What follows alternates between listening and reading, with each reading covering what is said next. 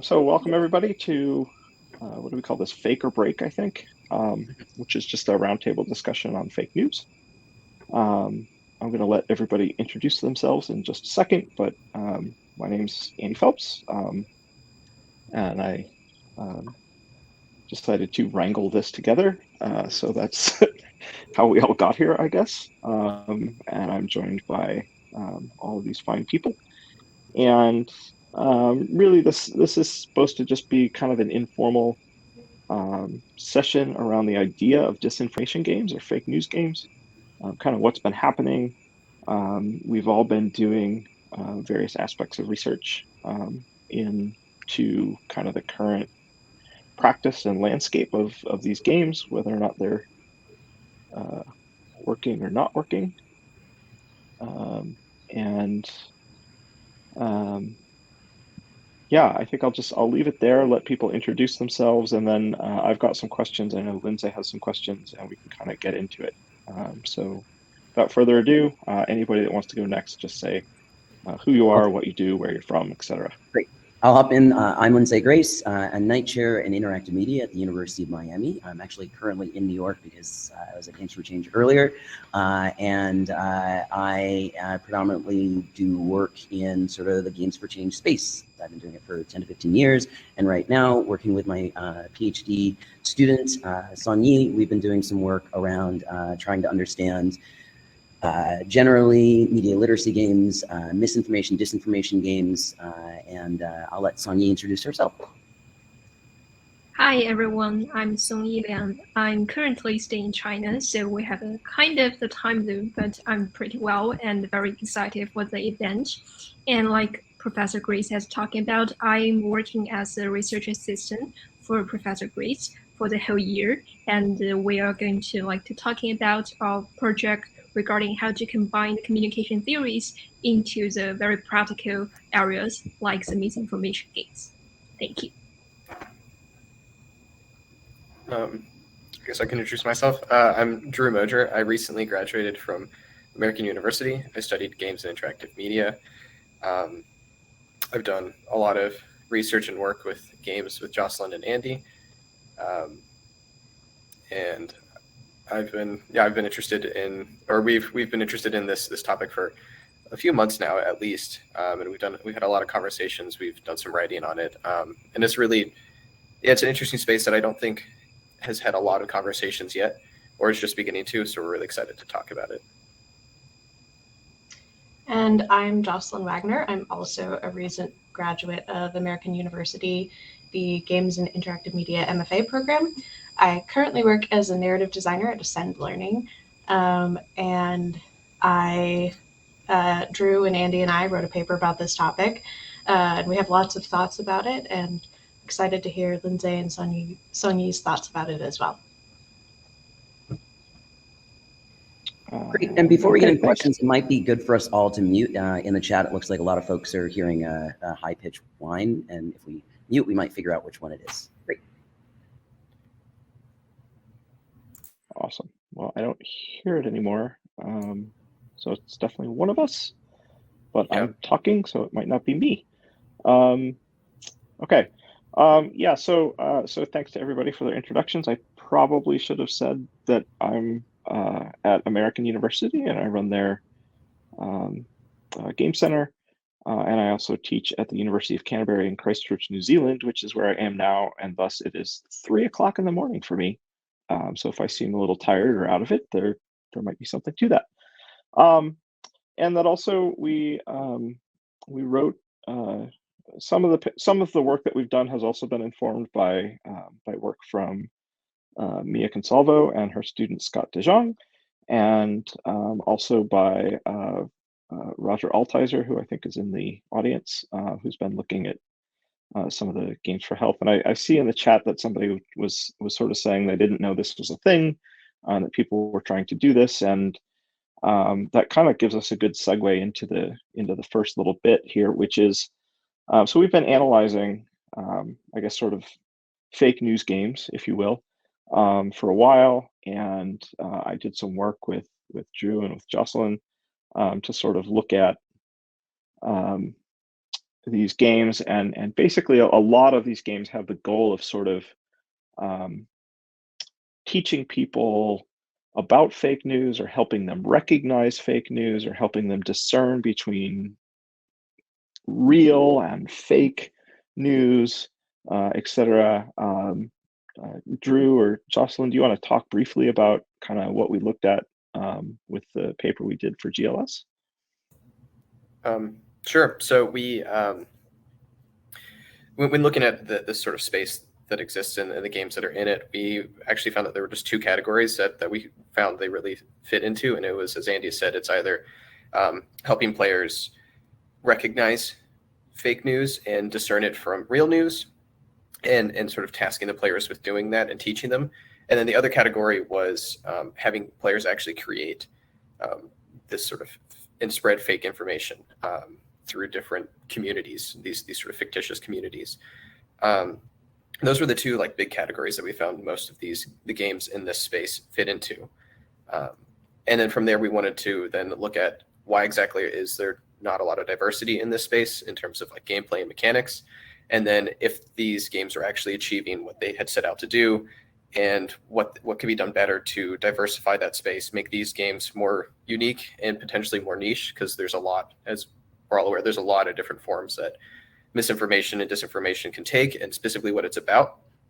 And if taking too broad of an approach can actually be detrimental to trying to address these topics, and trying to actually focus in on specific areas that fake news targets might be a better way of approaching making these games and making them more targeted for audiences and topics.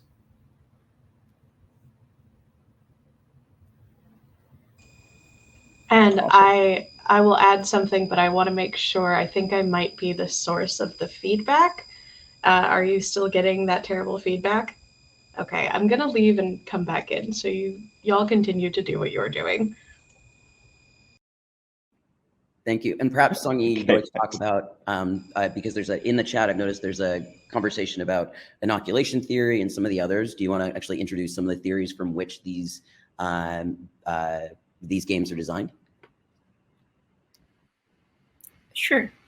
Like, for example, like the inoculation theory as has been mentioned on a chat box, which we think can be really helpful to help the researcher or help the game designers to design the games. Because according to one of the communication theory called inoculation theory, it mentioned that like it can using the weakened version of the fake news and just intentionally spread such kind of strategies, like to teach the people like this kind of strategy can help the fake news to be spread widely around the people, and can make people to believe such fake news more easily than the real news. And people can just when people are exposed to such fake news environment, and in the future they can just easily to recognize what is a fake news and what is the real news in their real time. So that can be considered as one of the strategy, and we think it can be really, really helpful and very helpful for the people to discern the fake news.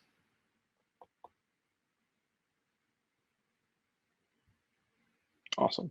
And I guess as sort of examples of these kinds of games, probably the best well known, at least in the research that we've done. So there's there's one that's been written about a lot, which is Harmony Square, where you sort of play through this environment and sort of construct some fake news of your own, and try to make it effective and all that kind of stuff. And you also recognize some of the things that you're being told are also kind of a little off. And then there's a game that Lindsay did while he was at American, which is now where I am, which is a little strange, called Factitious. And then there's a version of Factitious that focuses specifically on news around COVID-19 and the pandemic. And that's sort of a game that asks you to discern between real and fake. And it gets, sort of ever more cloudy in terms of the stuff that you're looking at, and it gets harder and harder to sort of figure out which is which. And I think that those are sort of, at least in the work that Drew and Jocelyn and I did, those are sort of the predominant forms of these games right now. And we looked at, I think, like 20 some odd examples in the work that we were doing. And I guess that sort of brings up a question, which is, we see those forms a lot, but do we, I guess, the first question is, do we think those forms are effective, over time? And that's a question to the group. And then, why those forms? Like, why do we keep designing those two kinds of games and not other kinds of games, to try to come at this? So I'll just throw that out there to the panel. First of all, is this any better? Great. Yeah, it was hooked up to the wrong microphone for some reason. So sorry about that. Sorry to everyone's ears. Yeah, so like Andy said, we only looked at about 20 or so games. So I'd like to point out that we followed a set of criteria to narrow down those games, in that these were games that had to either have disinformation, misinformation, fake news somewhere in the game's title or in the game's description, or if there was literature by the developers that talked about the game teaching users about fake news. So that's why the pool is a little small. You might think of some games and be like, oh, those are like fake news games or misinformation or disinformation tools. But we really did use that criteria to kind of narrow it down so that we could look for patterns. And then the other thing that I thought was interesting is yesterday there was, and I wasn't able to attend, but there was a talk on a game called Cat Park, which is apparently another game that talks about misinformation. And so I don't know if any of y'all had the chance to attend, but just reading the description of the game, it did seem to fall into one of our two buckets, which goes to show you that this is like a very common theme that is continuing from, fake news has been around forever. We distinguish what we're talking about as games that teach players how to spot misinformation and disinformation, not games that are like propaganda games. So I just wanted to make that distinction as well. But yeah, this is something that's been going on with fake news games and is continuing to go on. And so I think one of the questions that I have that I'd love to hear from other people about is like, why do you think that those two buckets are so popular in this genre? So I think it's actually, I think it opens up an interesting question about making some kind of categorization for these. So Cat Park continues the Harmony Square lineage. It's actually that some of the same people were working on both games, and then the predecessor to that was Get Bad News. And you've got this sort of, one of the ways you could look at the categorization is what you were just talking about is what we typically describe as persuasive play, as opposed to some of the others that are actually designed on sort of more fundamental educational goals. And so they're kind of media literacy projects very squarely focused on misinformation and disinformation.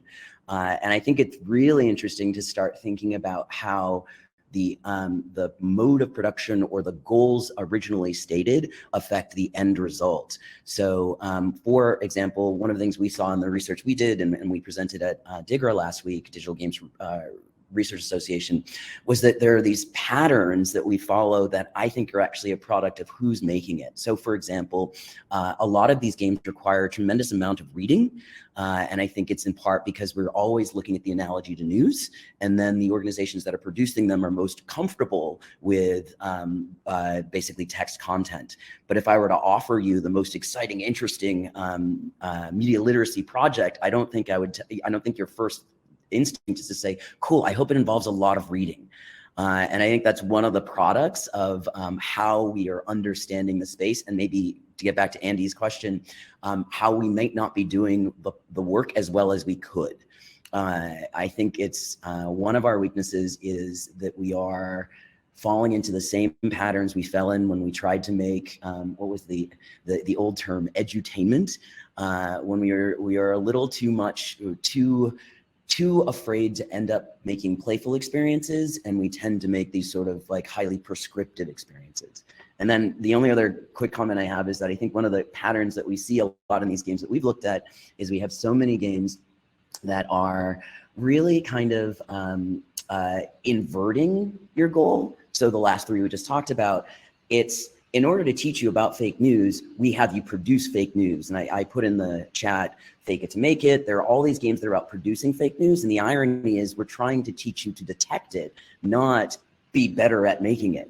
And there are very few things that we don't show people how to drive well by crashing cars continuously. But somehow we follow that pattern here where we keep producing, make fake news games because that's more interesting than actually finding it.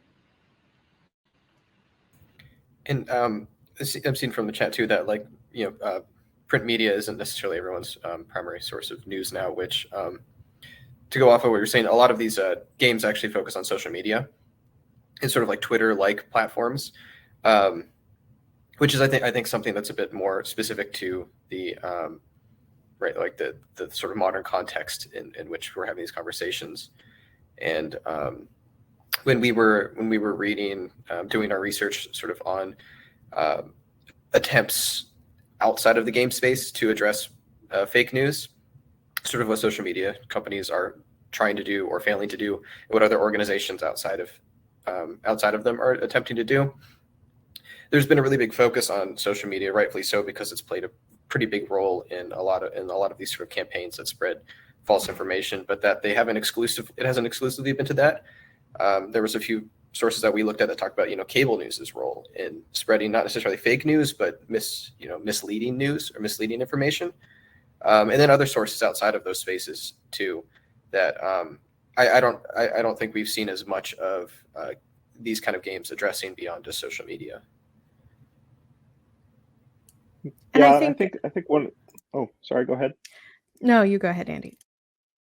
I was just going to make the point that another thing that came up in our work was that it seems like, from a design perspective, right, that it would be so cool to draw from a bunch of like current sources, right? So if you can link your game to like this current thing that's happening, right, like say a global pandemic, for example, and that you can suck in a bunch of articles and use those as sort of a platform base for the thing that you're doing, that'll be really great because it'll be timely and exciting and effective and all of these things, right? But it also, one of the things we found is it also sort of like over time provides a very limited shelf life to the game that you're making, because a year from now, all of those articles are out of date and people have sort of background opinions about what was real and what wasn't real that have been altered over the course of public discourse for the year. And so to some extent, right, it may be useful to think kind of outside the sort of trap of trying to make something hyper current in that moment, because that's a lot of the games that we looked at are sort of even just 6 months down the track, right, are now sort of they fit this really weird cultural space where they're not quite they're still kind of current, but they also feel really dated when you play them now, right? And so it immediately sort of throws you off from the immersion that you're trying to create by bringing in current contextual information in the first place. And I see Lindsay just sort of like nodding and nodding and nodding. I think it's a pattern that designers have struggled with here in the last kind of little bit. And in defense of the designers, I think the other challenge is that design by analogy is often an easy solution here. So really, we're not going to talk about current news. We're going to talk about sheep and how sheep might actually be living in a strange world that isn't quite working for them. And it's a bit that the problem there is that some people have a hard time translating that analogy. So while it might be timeless, the problem then is that, well, Twitter doesn't work like that. And we like the players themselves are sometimes a little too linear in their understanding. I think also with current events, in addition to them becoming dated very quickly, you also run the risk of perpetuating harm. One of the games we looked at in the paper was Troll Factory, and it's a mobile interface style game that you play on the computer. And you basically work for a disinformation campaign, and you are spreading content about Islamophobia. And some of the content that you can choose from to spread in that game is very upsetting. And there's probably, I would imagine, some sort of like shock value in that, in proclaiming like this is why it's important to not spread disinformation. It can fuel hate. But I can see that game also being very triggering to someone who is Muslim. And, you know, even as someone who is not Muslim, I was like horrified by some of the stuff that was in the game. And so I think there's that risk when you're using real life issues as well. You know, the potential for harm becomes greater.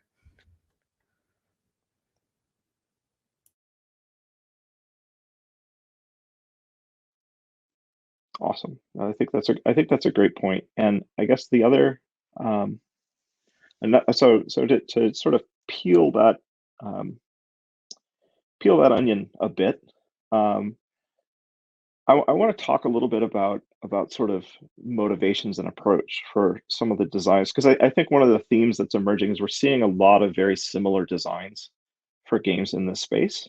And one reason you see that is that something feels like low-hanging fruit, or it feels like a an obvious way to tackle something. But I think the other reason is that you often when we design sort of games for change or games for impact or games for education, is we think we understand the underlying problem, and that we're then trying to address. And a few years ago at Games for Change, there was a really, really interesting, well-played session on September 12th. If you don't know, September 12th, it's a game where you sort of repeatedly drop bombs on a Muslim-ish country as a response to it's a parody of America's response to the September 11th bombings and the war on terror and all of this, and you sort of radicalize a group by continuing to just bomb the heck out of them. And the when it was given by Matt Weiss, and he sort of made this point that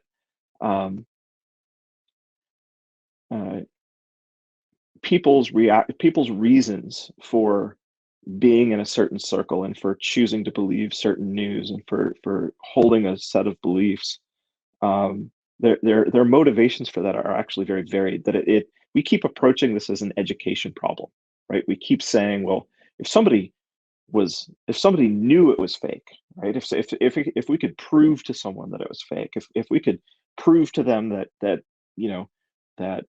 companies are purposefully putting out things that are misleading, or that political operatives are purposefully misleading, that if only they knew, then they would of course believe the thing that that is more demonstrably true, because it's just that they don't know. And he was making the argument, though, that in fact there's lots of different reasons why people would choose to believe something, and that part of that is the social circle or family that they're in. Part of that is the structural cost of changing their beliefs relative to other things that they value. That there are all these different motivations, and that these games seem to center on trying to approach this as an ed problem, right? When it may not be an ed problem, it may really be a social problem. It may be it's obviously a political problem. But how do we break out of this sort of design mold where we keep seeing the same thing again and again? Mia Consalvo asked a question that's similar, so I'm just going to reiterate it. And then Songyi, I think this is a great chance for you to talk about excitation theory, because I think it's one of the ways we do address it. So Mia had asked basically the same sort of idea, that there's this, like, we have these structures, we show people a structure, and the core question is, how do fake news games deal with this issue of sort of, if I show you how it works, then you'll understand, and therefore you will change your behavior. But ultimately, sometimes we just we want to hold on to our perspective, or we want we don't want our opinions changed, or we want to feel confident in the things we believe in, regardless of whether or not they're true. Santa Claus, oh, I can't talk about Santa Claus, but you get the idea. Songyi, I think excitation transfer theory might be a good comm theory to actually bring up here. Sure. Like when we're talking about like the transportation theory, like the core of the theory is like for the game to, I think the gift or the very advantage of the game is it naturally can create or immerse people into a fake world, or that, but here we are using that in a good way, because when people are transported into that world, they were more easily to be persuaded and to get the information that the designer wanted them to get, and they will feel less resistant, and they will be more willingness to open the mind and to immerse themselves and get the new informations. However, we can think about in the real world, if a stranger come to you directly and talk to you like, I think I have a better idea than you have, and I think you should accept my idea, conversely, and then you probably will say, no, who you are, I don't think you're right. But in the game world, that can happen in a very unconscious way. So we think that is a good way to introduce that theory here.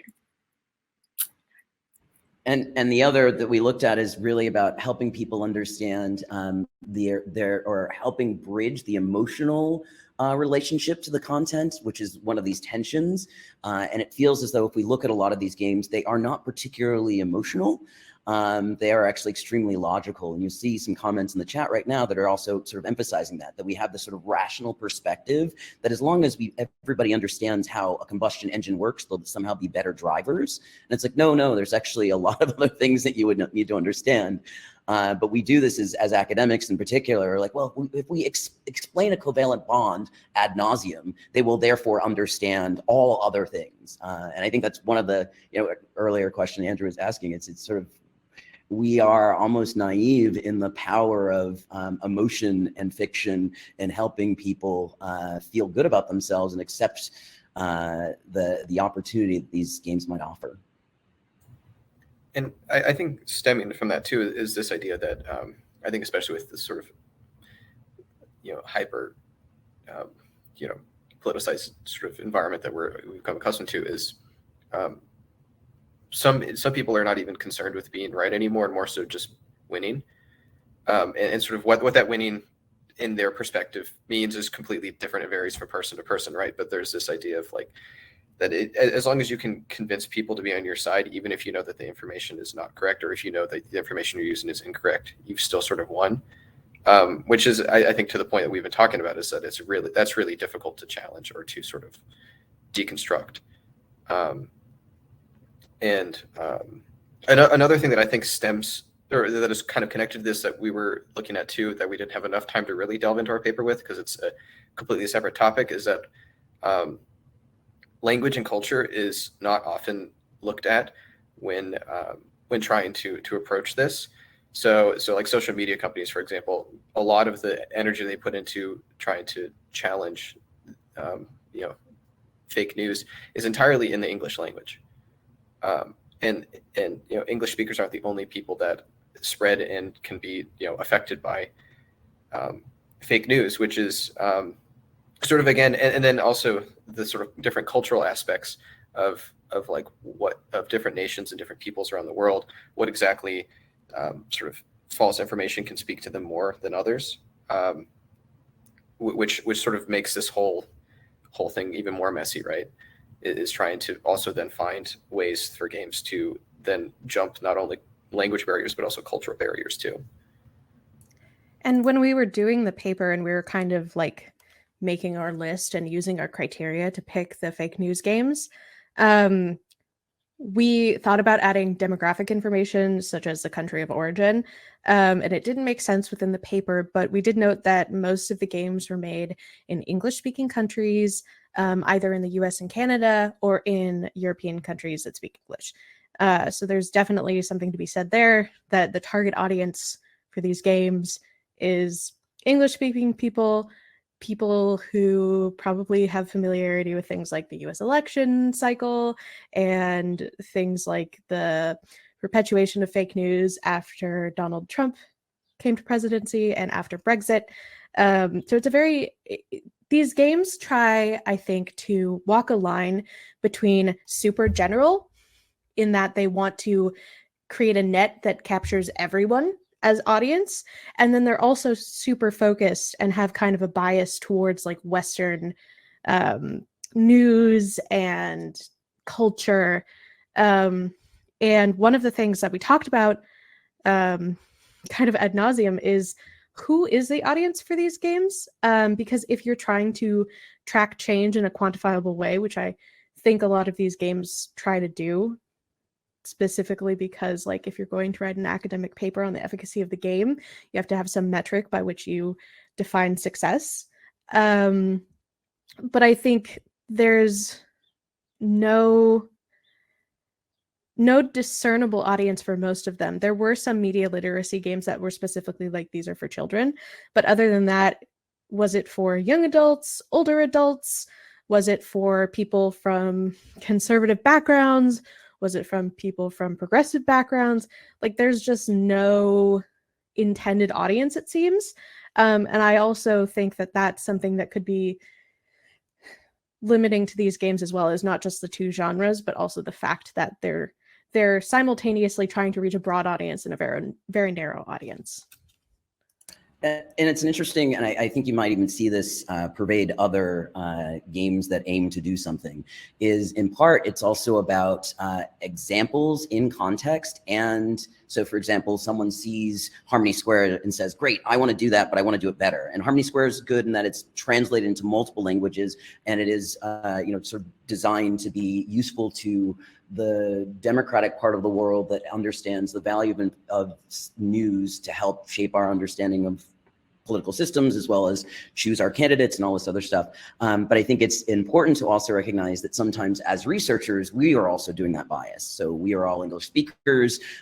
There are certain countries that would never want you to be critical of the news that's being produced within them, because they're a state that produces its own news, and don't ever question it, just go with what we've given you. And so it's interesting to think about how the part of it is about the politics that precede producing these games. So in the last year, I helped run a workshop in Istanbul, ran a workshop in Kuala Lumpur that are explicitly about some of these, helping people produce these, and they were in English, and they were partly in English because I speak English, so I taught in English, and also because there's almost a tech benefit in that there are only so many countries that are this far involved in game making that they can ask these really tough questions and have these large audiences with the ludo literacy to recognize that this game is about something, and that this game is trying to teach me something. So there's also interesting to think about how many of the presumptions or assumptions about audience are informed by us, as you sort of hinted at, not being critical of who we're really aiming it at. It's like that mistake that happens in Games for Change all the time, where it's like, oh, I'm making it for people like me who don't understand it as well as I do. And it's like, no, you're doing something bigger than that. I do want to mention, I think it's mentioned a fake news from Argentina in the poll, or in the chat. Yeah, it's super fun. I think one of the things that strikes me about one of the comments that you made is this, that we've sort of sucked the emotion out of it to some extent, that we've made a bunch of games to play that are not particularly emotionally engaging, right? They're analytical, and I guess what gets me about that, right, is that so much of the discourse around disinformation and around fake news, right, is that we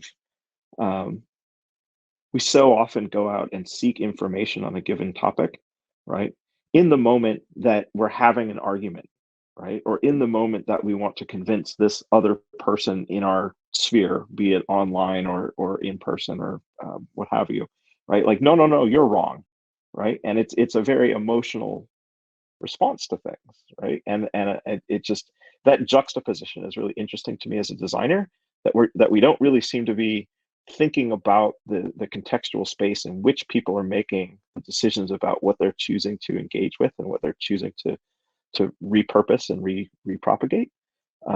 So it's fascinating to me that we've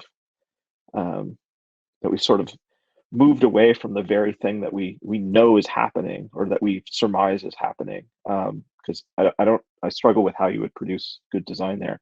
I want to ask one other question. Then I know Lindsay has some questions for the panel as well, and we can throw it open to folks from the audience, which is um, the idea of tech, right, and of using tech as sort of another sort of leg of the stool to stand on. And I saw that I think Lindsay linked a VR immersive fake news game in there. And one of the things that I keep seeing pop up, right, is that oh well, fake news will be solved by, like, blockchain, right? That it's a problem of provenance, right? And so you can guarantee that this is a real news article because it's got it's from the New York Times, and now it's from the New York Times because it's got this whatever, right? And this whole notion that somehow tech will scapegoat us out of a bunch of these problems, right? And there's a fair argument to be made that tech actually dumped us in the deep end of some of this in the first place. But I'm curious from the panel, just to think about, like, because we're in games, we're also at least quasi in tech to some extent, and so how do we sidestep that, or how do we minimize that in our design thinking, or conversely, how do we embrace it? I'm curious on folks' thoughts on that.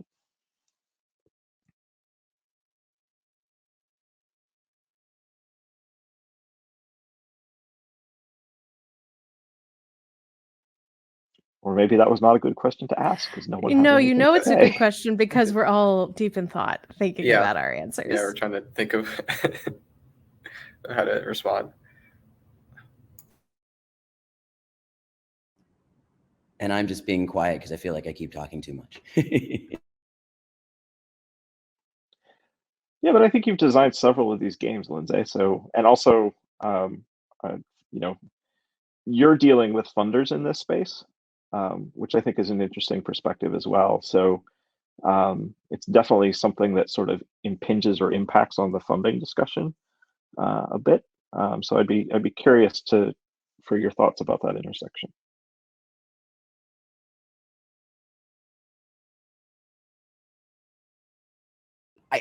I think the other reason I'm being quiet is because I have things I don't want to say yet, because they're critical, and they're critical in a way that I'm not sure I'm ready to go on record. I think there are some, I think we are dancing around some delicate topics. I think one of the, and I mean, I guess I'll just say it because I went on record last week at a different Digger talk.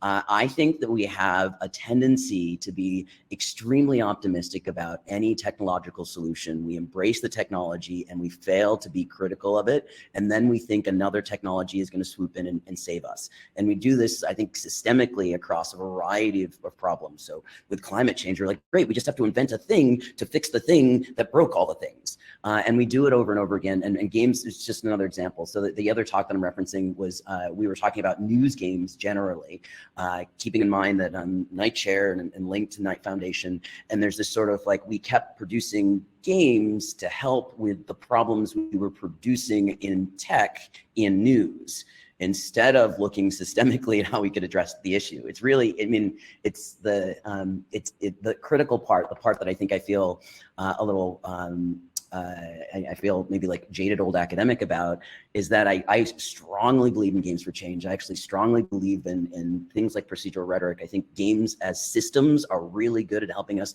unearth complexities and find new creative solutions. I have a whole book on this. Like, I love it. But I also think it's a trap to keep saying the best way to deal with this problem is to build another problem. What we do is that we make the world more complex or build another tech to solve the problem. And I think the example you gave was a really good one. I think more of these games need to actually find an opportunity to pull in contemporary content, which is a somewhat tech issue, and then present it to us so that we can see the linear relationship and the fake news we're perceiving. But at the same time, as soon as we build that system, we're building a reason to make more fake content, because now you get it fed into the system we've created and you love it for it, right? It's like, great, I made tech that's actually encouraging people to do more of the bad thing. And I think social media is a great example of that. So I struggle, and that's why I was biting my tongue, but I think I've given some of my key concerns. I think, and I'm thinking of tech in a literal sense, where I'm thinking of hardware, and I'm thinking of who owns the platforms that we publish on, right? So somebody was talking about, I think Lindsay posted a link to a VR experience, right? And I think one of the things that we as designers and developers don't always consider is that the very technology that we're using to make these games is owned by corporate conglomerates who have their own interests. You know, you think, and one of the things to keep bringing up the paper that I'm sure nobody here has read, so I'm very sorry, but one of the things we talked about is that in the indie space is where you see most of these games, right? And it's funded by grants for places, grants like different journalism outlets or government grants. And you don't really see like that type of game coming out of AAA spaces. And when we talk about games for change in general, you don't really see those kind of games coming out of AAA spaces. And so then there's this whole question of, again, kind of going back to audience, when you're indie, you don't have quite as large an audience. You hope for like a grassroots kind of thing where people will really love your game and spread it like wildfire. But if you have the funding to kind of have a larger audience and have a larger platform, if you're like a AAA studio or even a AA studio, you're maybe more beholden to the people who would maybe be criticized by the very things you're trying to talk about. And so there's a limiting factor in that. And I think from like even the standpoint of the physical tech we use in terms of like an Oculus headset, you know, Facebook is not going to like give you money to make a game to put on their platform talking about how bad Facebook is at policing fake news. And like we could talk about fake news on Facebook for a long time. But there's also this sort of limitation, and I think it's something that we need to be cognizant of, that with these type of games, the demographic of people who are playing these games are people who generally already know about fake news. Like, we played these games in order to study them, even though we were already agreeing with the message they had to send before we even played the game. And so I think it's important to consider, again, the audience you have, the platform you have, whether you'd be able to get traction on a platform because the powers that be don't want to hear what you're saying. You know, there's a lot of issues with that in and of itself, in that there's this complication there, right? And I think it's something to be cognizant of as we're talking about, like, for the future, what we think the landscape of fake news games should or could look like is how to effectively reach people who are not already sold on the idea, basically.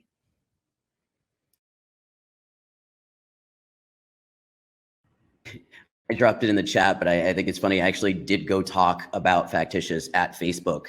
I felt like I was in the belly of the beast being like, but yeah, that was a long time ago.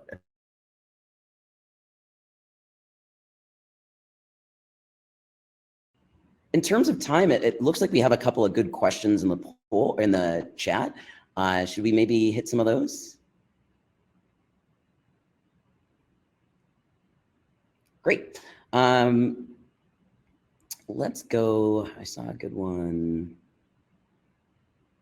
I'm actually going to read out a comment from Jim Kalin. People are often functionally illiterate regarding the topic of fake news, climate change, COVID, Black history, or any kind of history, electoral politics, and candidate records, and so many other topics are fertile area for fake news, and people lack the personal knowledge, skills, and experience to personally evaluate that. So there's not a question here, but I actually, I think it is a good way to ask this question, which is, what are we not doing that we should be doing with these games? So a lot of them tend to focus on, basically, as Drude said earlier, and Jocelyn had said, there's this sort of the category of sort of social media and let's make you better at news literacy generally. But there are all these other things that we don't quite understand. Are we maybe choosing the wrong topic in the fake news space, and we should actually help people understand some other dimension? So what is it? I mean, I think it's the idea of community, right? Or sorry, Andy. Yeah, right. This idea of community, in that different communities are incredibly important in informing our opinions and perspectives,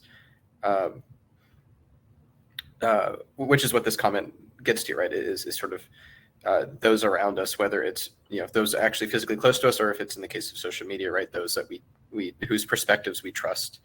That's really important in informing what we think, or not completely, but impacting how we see the world.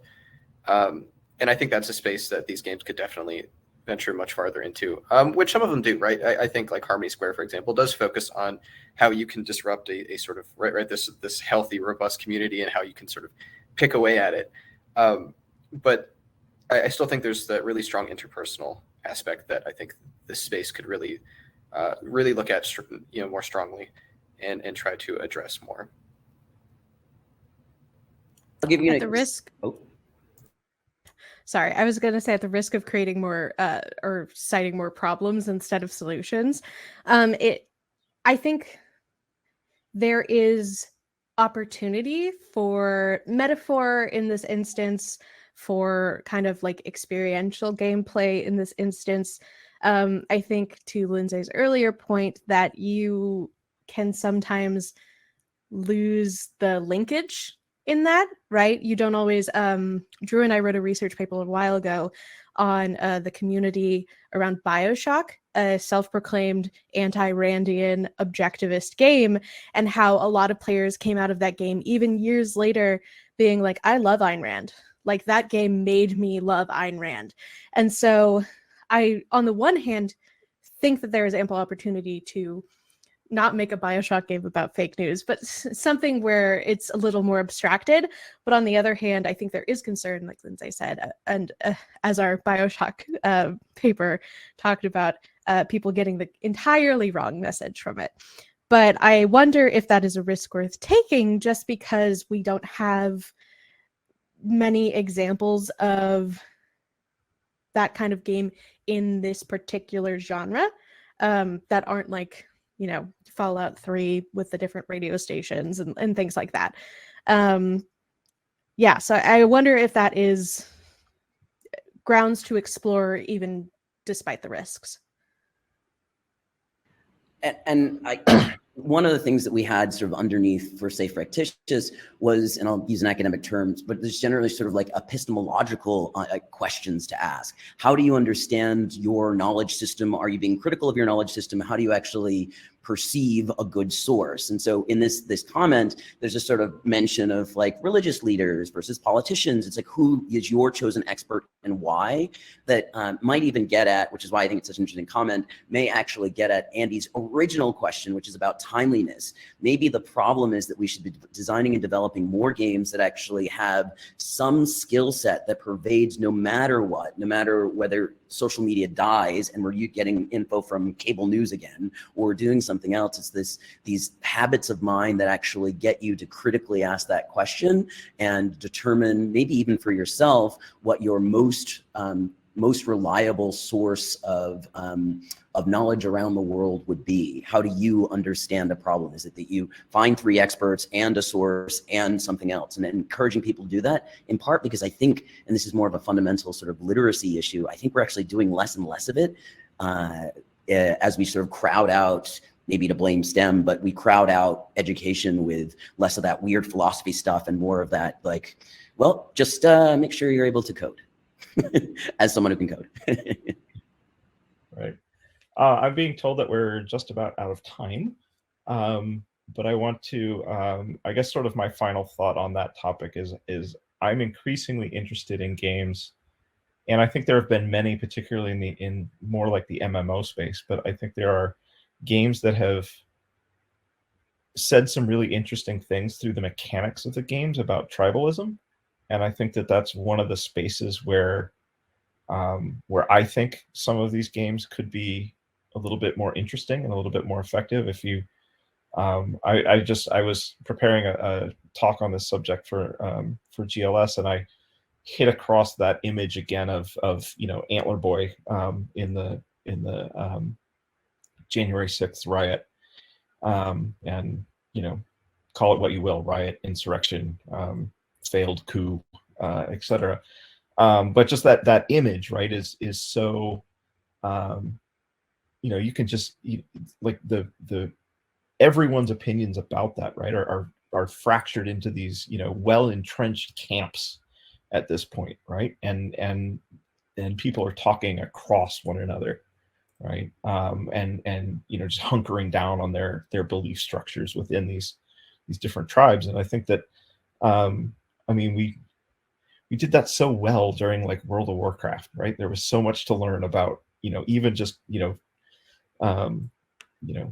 those kinds of communications between different groups in games like that. So I think that could really be interesting. But I want to make sure that I thank all of the panelists for joining us, and also Thank for you. the folks that helped inform the panel that couldn't quite be here today. If this is of interest to you, then I think you have all of our contact information in Twitter through the Games for Change platform. But feel free to reach out to us and to continue the discussion, and all that kind of stuff. And I want to thank everybody for both the questions in the chat, but also the comments and all that stuff. And I've asked the Games for Change organizers to please save the chat. And so that when we get access to it, we can resurface that as a resource as well. And other than that, thanks for coming, and thank you again to all of my panelists for being a part of it. And I'm super excited that now it's going on almost 4 a.m. and I get to go to sleep. So thank you from New Zealand. Thank you, everyone, and Thank you, everyone. It's been a get some rest, pleasure. Andy. Yeah, thank you. Bye and take care.